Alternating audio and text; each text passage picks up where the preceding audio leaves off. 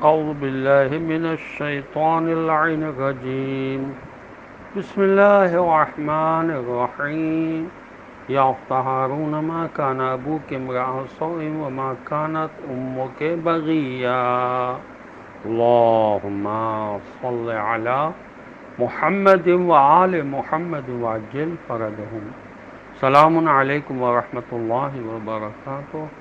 اللہ تبارک و تعالیٰ کا شکر ہے کہ میں نے سورہ مبارک مریم جو قرآن مجید کا 19 نمبر کا سورہ اس کی آیت نمبر 28 کی تلاوت کا شرف حاصل کیا، جس کا ترجمہ یہ ہے: اے ہارون کی بہن، نہ تیرا باپ برا آدمی تھا اور نہ ہی تیری ماں بد کردار تھی.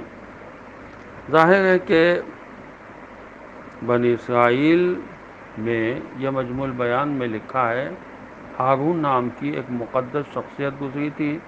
پرہیزگاری میں لوگ ان کو بطور مثال پیش کرتے تھے. اس سے اختہ ہارون سے مراد شبیہ ہارون ہے. حضرت مریم سلام اللہ علیہ کے بھائی کا نام ہے جو باپ کی طرف سے بھائی تھے، نہ کہ ماں کی طرف سے. ہارون سے مراد حضرت موسیٰ علیہ السلام کے بھائی ہارون ہیں، اور اخت سے مراد برادری ہے، جیسے اخو تمیم کہتے ہیں. مغیرہ بن شعبہ کہتے ہیں مجھے رسول اللہ صلی اللہ علیہ وسلم نے نجران کی طرف روانہ فرمایا.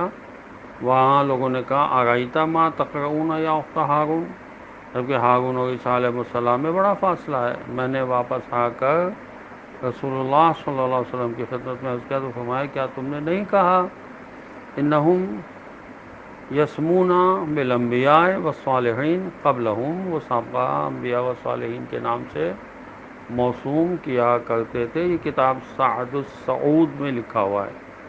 نیز حضرت مریم سلام اللہ علیہ کا تعلق نسل ہارون کے قبیلہ لاوی سے ہے، لہذا جسے اخا ہاشم اخا تمیم کہتے ہیں اخت ہارون کہنا بھی درست ہے. ایک گفتگو یہ چل رہی تھی کہ درجات کا دار و مدار عقلوں پر ہے. جناب رسول خدا صلی اللہ علیہ وآلہ وسلم نے ارشاد فرمایا کل قیامت کے دن بندوں کے جو درجے بڑھائے جائیں گے وہ اپنے مالک کا قرب حاصل کریں گے، مگر یہ قرب ان کی عقلوں کے اندازوں کے مطابق ہوگا.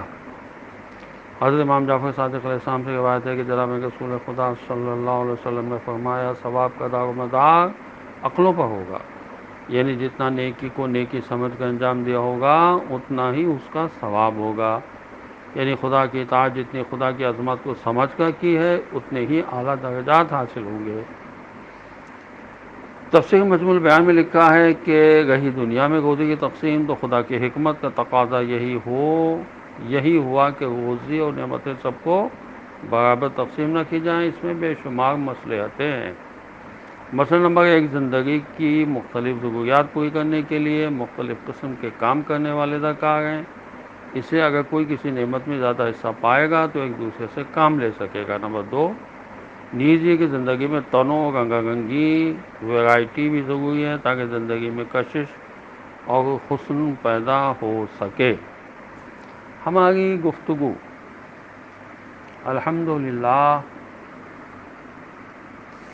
خشوع کے سلسلے میں جاری ہے، اور نماز کی قبولیت سے جو معنی امور ہوتے ہیں اب وہاں تک گفتگو پہنچ چکی ہے.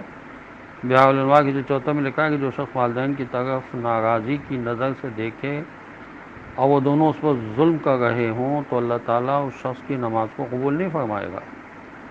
جو شخص کسی مسلمان مرد یا عورت کی غیبت کرے اللہ تعالیٰ 40 روز تک، شب و روز تک اس کی نماز اور روزے کو قبول نہیں فرماتا، مگر یہ کہ وہ خود اسے معاف کر دیں. اس طرح نماز کو سبک سمجھنا اور اس کی پابندی نہ کرنے کے بارے میں بیاہ الانوار کے جلد 84 اور وسائل الشیعہ میں لکھا ہے کہ خدا کی قسم انسان پر 50 سال کا عرصہ گزر جاتا ہے لیکن اللہ تعالیٰ اس کی ایک بھی نماز کو قبول نہیں فرماتا. اس سے بڑھ کر اور کیا سخت بات ہو سکتی ہے؟ خدا کی قسم تم لوگ اپنے ہمسایوں اور ساتھیوں کو اچھی طرح پہچانتے ہو. ان میں سے جو شخص تم سے کسی کے لیے نماز پڑھے اللہ تعالیٰ نے اس نماز کو اسے سبک سمجھنے کی وجہ سے قبول نہیں فرمائے گا. خداوند عالم تو صرف اچھی نیت کے ساتھ ادا کی جانے والی نماز کو قبول فرماتا ہے. جسے سبک سمجھا جائے اسے خداوند عالم کیسے قبول فرمائے گا؟ والسلام علیکم ورحمۃ اللہ وبرکاتہ.